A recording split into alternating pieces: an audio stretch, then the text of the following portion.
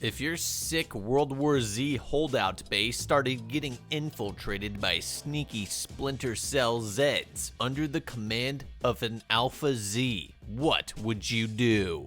In this How to Beat video, I'm gonna break down the mistakes Rourke and the survivors made, what you should do, and how to beat the Alpha Zombie in Daylight's End.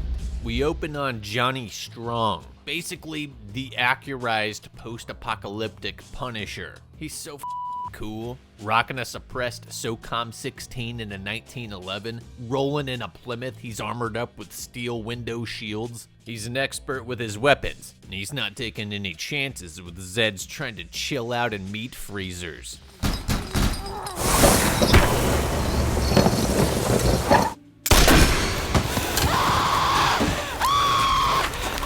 These Zs don't like the sun all that much. Normally, this would cause PTSD for your average man. Johnny Strong doesn't give a though. All he cares about is his hot babe and his unborn child, the one these godforsaken zombies stole from him. His kit is incredibly sick, lightweight chest rig with 6 rifle mags up front and mag pouches on his back too, because in the zombie apocalypse, you need to be able to shoot a lot of bullets. 2 blades positioned for easy access by both hands, should a Z get within spitting distance. A 1911 with 2 spare mags, long sleeves, gloves, pants, shades, and a shamog for bite and fluid protection. Plus, it looks cool. Finger firmly inside of the trigger guard at all times, because trigger discipline is for low-T p***s. Well, that's my safety, sir. Extremely based OG operator shit. This must be one of those Delta cowboys. Big J's on an extraction looter quest. He's careful about sounding D's. His footwork is tight. His lean peaks are as precise as his rifle. He's clearing every room and corner so no Z can sneak up on him, and he's putting safety shots into anything resembling a living human. When he goes to confirm a kill, a Zed creeps up behind him. That's the thing about Z's in the Daylight's End apocalypse. They are clever, sneaky little They don't just bum rush anything that makes a sound. They're more like vicious animals. On retreat, another Z tackles him into the wall, and while he's pinned on the floor, another rushes. He tap racks, kicks the Zed off, and judging by the additional hash marks he's cutting into his rifle, blew his brains out too. Ah, my man lost his dog too. He's got Kate carved into his wrist. Is there a reason for his shirt being off other than to see how ripped he is? Doesn't he own a shirt? Yes, in fact, maybe there is. In addition to acquiring vitamin D and bronze, he's sunning his clothes and gear to sterilize and dry out the infectious fluids. The tanning session is interrupted by what appears to be a woman sitting in the middle of the road and a cop car pulling up to her. Johnny Strong ain't no fool like the cop car full of clowns. A woman humming in the middle of the street is a classic damsel in distress ambush. Some people simply have no street smarts. If I were the good guys, I would nope out of there immediately. I'm not helping a woman who, best case, is a complete liability of a basket case, and worst case, most likely, is a trap. And I wouldn't be driving my car straight into town like this either. This is like fast roping out of a Chinook right on the objective. A good way to catch an RPG. You stash the vehicle close to the outskirts, like Johnny did, then walk in stealthily. Sure, if it was only zombies that I had to deal with, I would drive in. But at this stage of the apocalypse, there's roaming gangs and pockets of desperate, well-armed survivors. Driving down Main Street in a noisy car is how you turn into someone else's squad short. Yeah, man, we got this.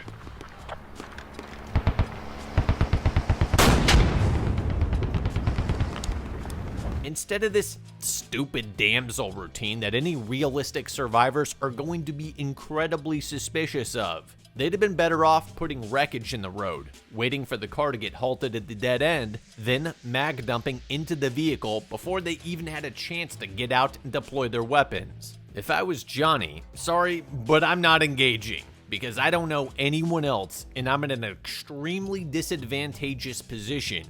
Both groups are liable to smoke you. Sure, you could say that the ones trying to help the woman are worth helping, but man, that's a risky bet off very limited intel. I'd be more on the side of waiting for both groups to whittle each other down, then move up to mop up the remainder and claim both groups' loot. Sure enough, the Good Samaritan gets his noggin split. They're just lucky the Raider scum didn't delegate targets and synchronize their first shots. Any kid who's played COD Black Ops knows this. Now the good guys have a fighting chance. It's a slog of a firefight. Worth mentioning that these bozos are hiding behind the trunk end of the vehicles, which absolutely would not stop any rounds that anyone is firing. It's all fiberglass and thin sheet metal. Those bullets will zip straight through and kill you. The only safe spots are behind the axles and engine blocks. All the cops get smoked. The chick runs out of ammo, and the late Chuck Yeager, RIP, gets the drop on her. Don't move.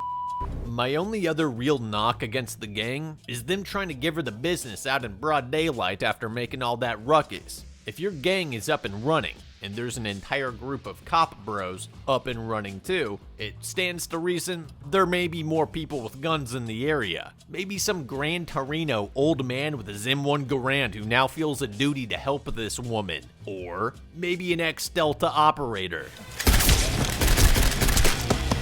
You might be wondering why he didn't shoot from the rooftop. My thinking is that by pushing forward, he's able to maneuver through cover and close off lanes of fire so he can single each one out. If you start firing from the roof line, you're extremely well silhouetted against the skyline, making you an easy target. And it's much easier for every member of the gang to line up on the rooftop edge and suppress you the second that you peek over. He picks them off one by one, grabs some spare ammo and weapons, and packs them in the trunk. The woman, whose name is Sam Sheridan, grabs a pistol, leaves the bastard with a gut shot to get feasted on once the Zeds come out at night, and tells Johnny that she and a bunch of other cops are held up at a stronghold full of food, gas, electricity, water, and good company. They could use a guy like him, and in return, he gets access to their supplies. Oh yeah, I almost forgot. Sam thought it was a good idea to bring Methany and her fake baby along too. Yeah, nah. She's liable to shiv you in the back of the neck. His reply, let's go. Night's falling on them as they enter the city. It's getting thick and nasty. Sam radios the base to get ready to open the garage and be ready for a fight, because the scout's coming in hot. It's a kitted base with a lot of armed men and security protocols. They suit up, stow the women and children in the Dallas Municipal Building's prison, and exit to provide covering fire as Johnny and Sam pull up front.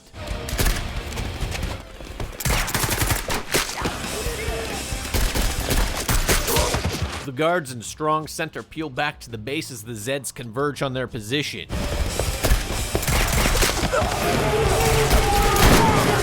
Strong's the last one inside as the blast door shuts. Right before it seals, a hooded, big alpha-looking Zed mogs him down. It almost looks like Johnny knows him, or knows of him. What's the matter, Johnny Strong? You look like someone just stepped over your grave. Inside, things go about how you'd expect. How I imagine Johnny expected, given his usual maverick MO. Sam informs them of the fatalities. Emotions run hot. They're suspicious of Johnny because Sam does a terrible job articulating the situation.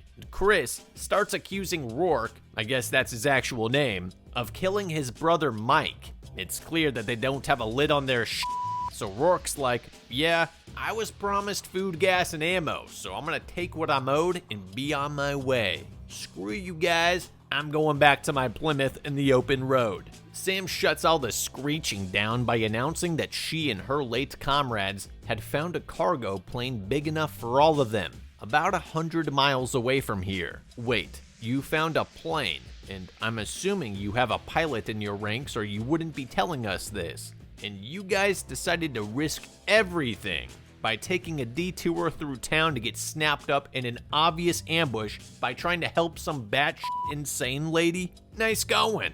You nearly compromised everyone's lives here, of which there are a lot, over some dumb hobo bitch. Is no one gonna ask who the crazy lady is? Okay. Sam points it out on the map, shows the pilot a pic, and even though she's only single engine certified, they do have a pilot who told her what to look for when checking the airworthiness of the plane. From her investigation, it looks about as good as one could hope for without cranking it to life.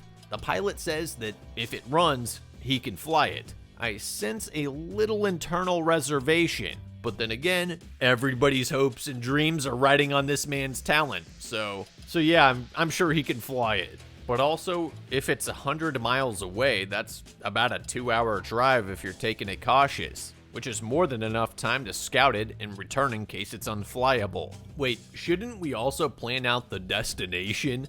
Where exactly are you intending to fly this plane? Maybe you'll get 1,000 miles out of her if you're lucky and pack light, but it's probably not fully fueled. And they're going to be stuffing it with at least a few dozen people, gas, food, water, supplies. You're easily looking at a 5,000 pound plus load, at which point the range is coming down to maybe 500 or 600 actual miles. At which point, you might as well jack a convoy of cars, fuel them all up, and drive to wherever your destination is. There'd be a lot less risk of the pilot not being skilled enough for that particular airframe, likely. Also, less risk of a fatal malfunction in an old unmaintained aircraft. With cars, you have significantly less risk of a fatal crash, more redundancy, and more room for people and supplies. I guarantee 24 people are not fitting comfortably in that plane with all their supplies. And I think that they have over 40 people. The plane's gonna have a hard time even taking off. Point is, this is a futile, miserable, risky mission that won't achieve much of anything other than putting everybody's lives at risk. I guess the silver lining is that you won't have to worry about the zombies anymore when the plane stalls out at 1,000 feet.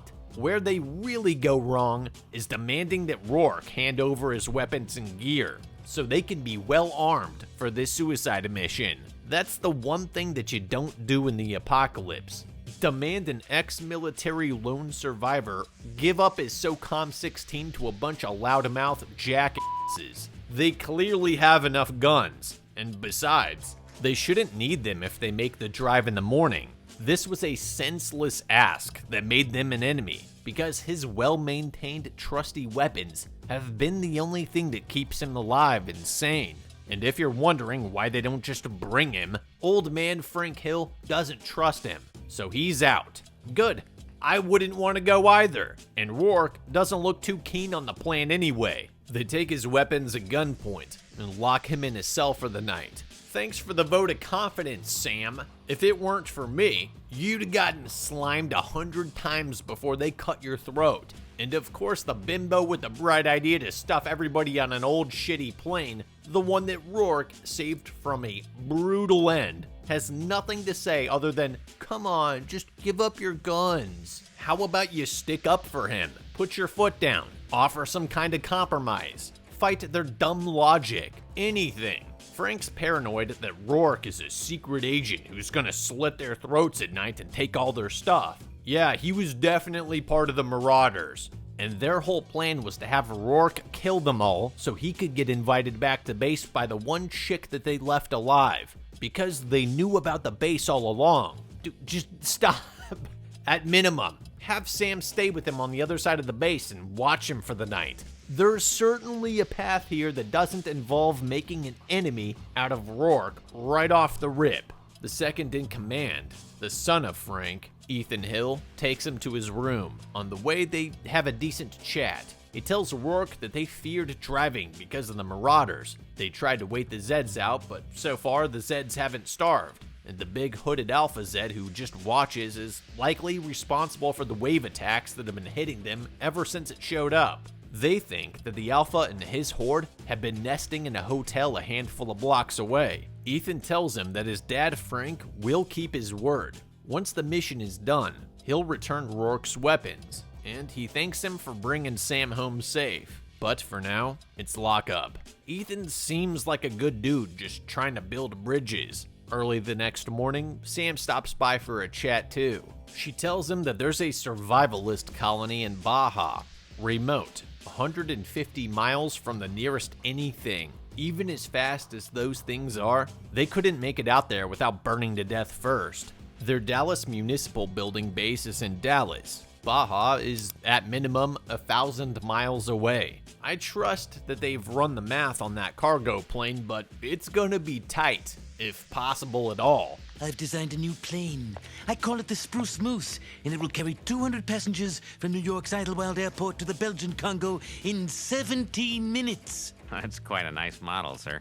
Model? I'm still in favor of driving, even with the Marauder threat. Sam's convinced that the Zeds couldn't possibly make it 150 miles from the outskirts into the Baja colony without hitting sunlight. But Rourke doesn't believe anywhere to be safe, and that if the Zeds know where you are, they will find a way to get to you. Unless they're bringing umbrellas, I'm with Sam here. If night runs about 12 hours of darkness, the Zeds would need to average about a 12.5 mile per hour pace the entire distance without hitting sunlight. That is a sustained sub 5 minute mile pace for 150 miles without water. And that's assuming there's any quantity of Zeds who even know the colony is out there or would try to follow a supply convoy back. And also, the Zeds obviously cannot do the math and planning required to pull that off. That said, it's still possible that there's houses, huts, shaded spots along the route where they could rest from the sun before the next leg. Still, if there's a colony out there, they would be stupid to not have guards posted at night. And honestly, that's about as safe of a spot as you could hope for, as long as there's gas and functioning vehicles, which is a big if though. There's probably better options, like islands off the coast of California or the Bahamas, but getting the whole crew and supplies out there, making a risky multi-day trek, the possibility of getting turned back or victimized by another colony, kinda like what you just did to Rourke. I don't think moving is the right call at all. You have 12 hours of daylight and a resident badass.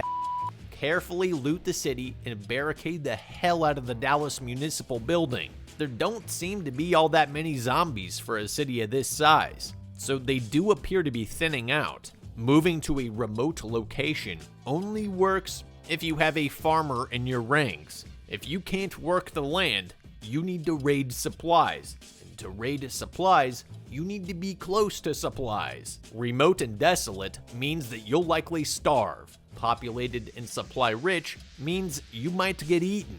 The former only works if you can grow things, and the desert is a terrible place to grow things. So all that being said, the Dallas Municipal Building is honestly a solid location. The Alpha Zed commander is a problem with the straightforward solution. You bait and snipe the Alpha. Look how easily he came out of hiding when Rourke and Sam showed up.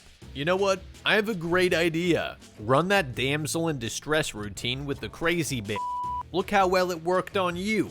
And the zombies are even dumber. The crazy lady is perfect for the damsel role because you don't even need to convince her. Just throw her baby into the street and watch her run after it. If she gets killed, meh, she was useless at best. I say one less mouth to feed. With Rourke posted up on the roof and a couple of guys as security, he might be able to get the shot.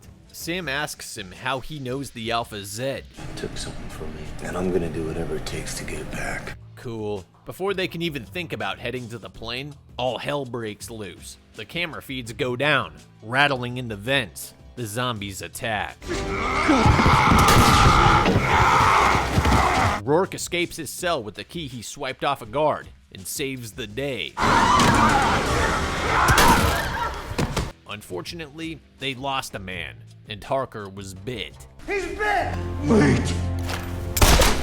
At morning light, they try to open the garage, only to find out it's blocked. They check outside, and sure enough, the zombies stuffed a bunch of wrecked cars and debris into their exit and jammed the garage door so they can't leave. Well, that sucks. It's an all-hands meeting.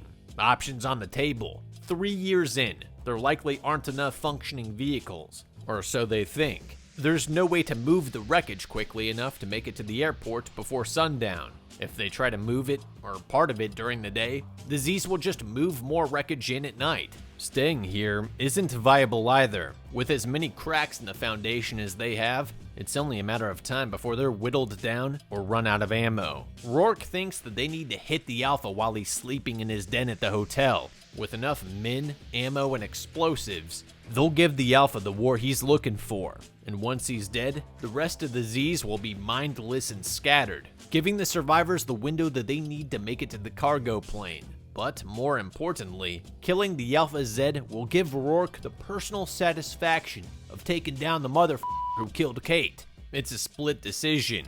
Frank is gonna hold up at base with the women and children, while the men gear up and take the fight to the enemy. The best defense is a good offense. I'm with Rourke, not just because he's so cool, but because they really don't have any other options. Even if they round up a bunch of cars, by the time they find, return, and load the vehicles, it'll be too late, and once night falls, the Z's will trash the cars. They could focus on raiding stores for ammo, but 3 years in, who knows how picked over everything is. I'd wager the Alpha has more Zeds to throw at them than they have ammo and skilled soldiers to sling it effectively. Even if they create a strong point at the choke point inside the Dallas Municipal Building, if the Z's can get inside, they'll stay inside, and the survivors will ultimately end up trapped. They need to kill this meddling Alpha now. The women and children say their goodbyes before the men depart for their ultimate sacrifices. The assault team makes entry, smoking a Z feasting on a rando. They thought to tape rags to their forearms, but not to tape their flashlights to their guns? It's gonna really suck if you need to reload or clear a malfunction, at which point you would drop the light and lose all visibility. It's also generally harder to aim and control recoil when your hand is not on the forend of the gun. Surprise, surprise. Their plan is to descend to the lower basement levels where the Z's are sleeping, then plant pipe bombs on all the exits to trap them down there. Problem? One exit's on the far side. So the whole point is to cut off their escape routes so they can burn the building down without the Z's scattering before the flames engulf them, right? Am I insane, or can they not plant the explosives on the outside of the building? And even then, I doubt pipe bombs will crumble the concrete into thick enough piles of rubble to seal anything. No matter what, sending a guy to tiptoe over Dirty Mike and the boys is a 99.99% chance of going sideways. It is completely insane. He is going to make a noise, step on a finger, wake a Z, and once one's riled up, the entire mission is compromised. Here's the real problem. You don't even know if the Alpha's down here, or up in the penthouse suite, or in another building entirely. This mission could be a colossal failure before it even starts. The scout said they seemed to be held up here, but there's Z's everywhere. How would you know? I think a better plan would have been to move everybody to a different building. If the Z's are sleeping during the day, relocation's possible. Sure, you might have to clear out some Zeds in the other building, but that's nothing. As long as the Alpha doesn't know where they are, they're good. Except, the Alpha appeared to have a shaded covering, and this is a big city with tall buildings and a lot of shade. The Alpha could feasibly still jump from shade to shade or cross the streets, following them to their new temporary hiding spot and sicken his dogs on them when the night hits. He could also be watching them from the Comerica Bank skyscraper right across the street. Holy shit, that's the plan. These things are clever, they're keen, they're coordinated, like a pack of wolves. The Alpha watched them, obstructed their garage exit, took down the camera system, and snuck in through the ventilation shafts. Use their intelligence against them. Here's what you do. Make a big show of Rourke leaving out front. Him pissed off, them yelling at him to just leave. Totally plausible. Frank won't even have to act much. Rourke hops in the Plymouth, heads in any direction but west. The Alpha has no real reason to chase Rourke. He's a drifter who'd be impossible to catch on the open road, and the main prize is the Dallas Municipal Building full of juicy meat. Once he's far enough out, he circles back west and sets up a sniper hide in a building on the east bank of the Trinity River, near the Margaret McDermott Bridge. At high noon, the rest of the survivors walk out of the city like they're desperately fleeing on foot. Totally plausible. They walk across the Margaret McDermott Bridge, about a mile or two, nothing. At which point, the armed soldiers peel off and take up positions in buildings overlooking the West Bank, possibly the Banyan Flats apartment complex. I specifically call out the Margaret McDermott Bridge because it's big, it's shaded during the day, and it's the most likely route that the Alpha would take to follow the convoy. There are other bridges that he could use too, so I'd split the armed men into teams of 2 to cover the nearest bridges on the West Bank as well, the Commerce Bridge and the Trinity Bridge. It's also far enough out, with enough defilade from the skyscrapers, that the Alpha would be forced to follow them in order to keep tabs on their new position. They could relocate anywhere miles from the Dallas building, and he'd have no real way to find them. The conditions are set. The Alpha has to follow them under one of these bridges, most likely the McDermott, with Rourke hiding in a building with a vantage on the underside of all 3 bridges. The trap is set. Once the Alpha attempts to follow them through the shade under the bridge, Rourke will radio the others to consolidate to the end of that bridge on the west side. Then he will reposition himself directly behind the Alpha on the east end. Now completely ensnared, the sunlight to the left, the sunlight to the right, they'll have about as clean of a shot on the Alpha Zed as Nicoletti had on JFK. Then they can light his up from a distance and drag his Swiss cheesed body into the sunlight to fry down to ash. And hey, if the Alpha's sleeping through all this and doesn't give chase, they now have a new hiding spot and he doesn't know about it and they won't be attacked. After which, they can continue their search for working vehicles, drive to the airport, take the plane to Baja California, and have their happy ending. Well, they're going with the pipe bombs in the basement plan. Skinny Joe volunteers to tiptoe over the sleeping zombies to plant it. Given that this guy was just talking about his late child on the way over here to develop his character, I'm guessing he's not making it back. The whole soldier showing a picture of his family thing could be excused as writers trying to build a little emotional connection right before they base drop with his death. But I think it's indicative of a deeper, realistic problem with guys like this. Going on about the famous apple pie your wife cooked and your daughter, the one you used to play hopscotch with before all this, while actively on approach to the target, means that you're not locked in. You're not mission, team, and target focused. You're off in La La Land during a high-stakes do-or-die op.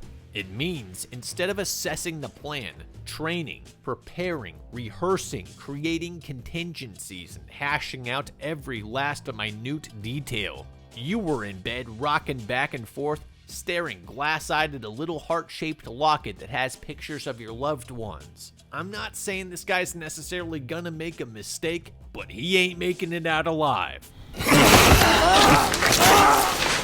Would you look at that? The Alpha wasn't even in the room. All hell breaks loose. Man, probably should have just put a 5-second timer on it and tossed it into the pile. Detonating it this much later isn't gonna do shit.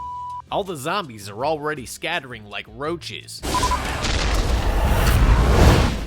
Guess it still got a bunch of them. Still, it didn't do the structural damage that they needed. Right now, they need to get into the daylight. Chris gets split up. The Russian sacrifices himself to hold the horde back for no reason instead of intelligently participating in the center peel, which is totally on brand.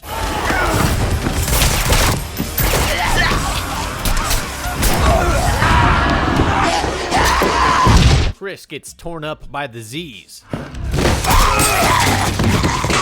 The 2 remaining Americans race to the rooftop. All that's left is Ethan and Rourke, stuck up top. When sundown hits, they're toast. Ethan remarks that the Alpha's after Rourke specifically. How do you know that? There's no indication.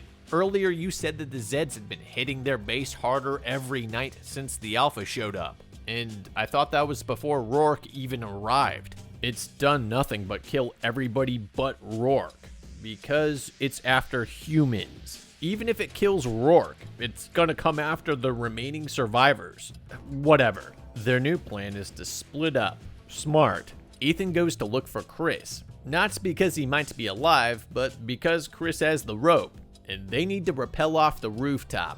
Rourke runs diversion and taunts the Alpha into a mano-a-mano duel, or something. You want me?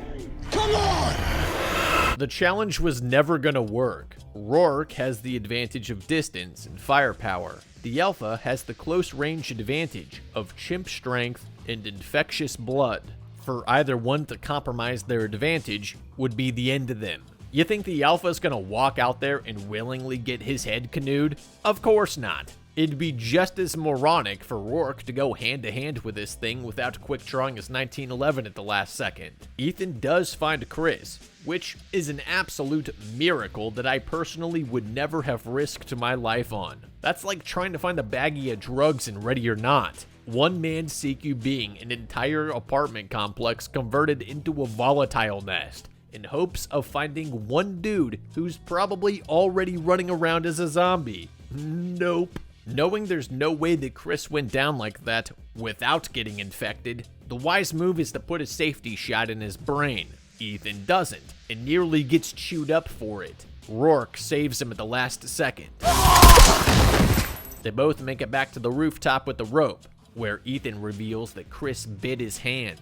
He sits down by the pool, takes a swig, his eyes go red, and Rourke squeezes the trigger.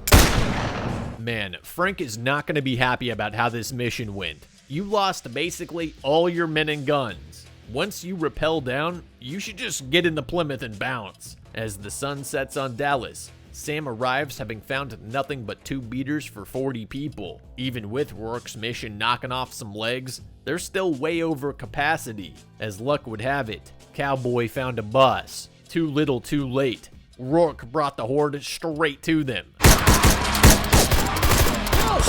Everybody retreats back into base as the Zeds storm the building. Thankfully, they had a room to retreat to with a wood plank to bar the door. Now in relative safety, a few moments to catch their breath, Frank lays his "I told you so" line on Rourke, telling him that he got them all killed. I mean, Frank's not wrong.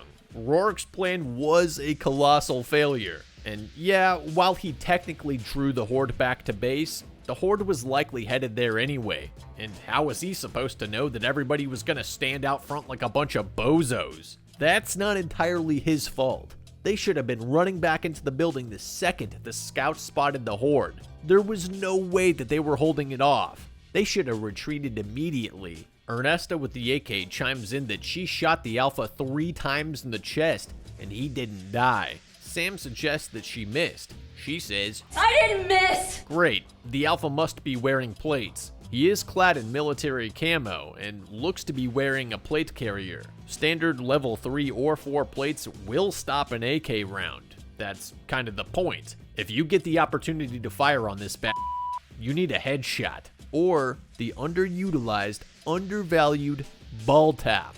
A shot low in the splash zone isn't covered by plates and will explode his pelvis and fleshy bits, reducing the Alpha into an immobilized, dying beta boy. Jimmy Dugan survived outside by playing dead. He shoves off a corpse, hops in a Beamer, and takes off down the road. Pulling into an alley was a big mistake. He gets cornered, backs into a wall, traps himself, and is forced to take the easy way out. Back in base, it's the final showdown. Rourke and the survivors kill Zeds. Lots of Zeds. I'm not sure what the exact plan is here, but everybody's running around killing zombies, throwing grenades, reloading, killing more zombies. Bishop, Cowboy, and Ernesta are all clocking in and earning their pay. The SOCOM 16 is eating until the last mag runs dry. Down to pistols and knives, down to their hands. Cowboy and Ernesta fall. Bishop jams himself in the locker room. He too runs out of ammo, and a massive unending train of meat pours into the room. Frank makes his last stand with the coach gun in a 1911. It's down to Rourke and the Alpha. Rourke gets a good knife in, but he's totally outmatched without his rifle and pistol. His only option? Hope the Alpha's stupid enough to tackle him out the rooftop door. Son of a bitch. It worked. Wow. Everybody would have really been screwed if the Alpha had been clever enough to just stay put or pull Rourke back down. He's finally avenged his late wife, Kate. The rest of the people survived by hiding in the school bus outside. At daylight's beginning, the survivors head out for the cargo plane. And Rourke, well, he's clearly a maverick rogue drifter not cut out for community life. While he's reloading his mags, Sam basically asks him if he's some kind of war junkie. Rourke's basically like, yeah, there's more of them out there that need killing, then puts on his cool shades and rips off in his 70 Plymouth to do just that. He doesn't need that tail because he's got his SOCOM 16. Ultimately, Rourke's plan was totally flawed. Avoiding a fight, especially one on the Alpha Zombies' home turf, would have been a better option. Make the Alpha come to them, where they had the home court advantage. Would have likely saved everybody's lives. For that reason, I'd say Daylight's end could have been beaten. Moral of the story: tactics win fights, strategy wins battles, logistics wins wars.